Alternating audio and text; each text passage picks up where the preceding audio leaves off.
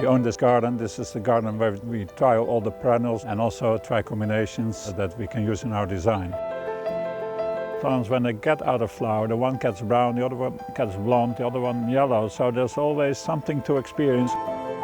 Color is just there for a few weeks, and that's why I think structure is so important.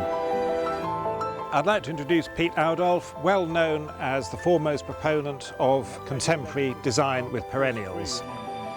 We're going to be introducing you to some of the key concepts of the way he works. You talk about scatter plants. How would you define a scatter plant? Now, it's a plant we need and don't need at the same time. It fills in between other plants. It's just for short seasonal flowering.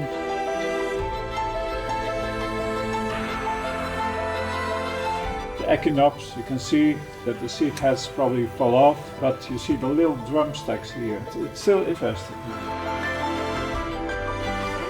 It reveals the landscape in a very soft way, so you come past these plants and then it opens up, but in a way that you really love it. One of these nice moments in the garden which you don't expect.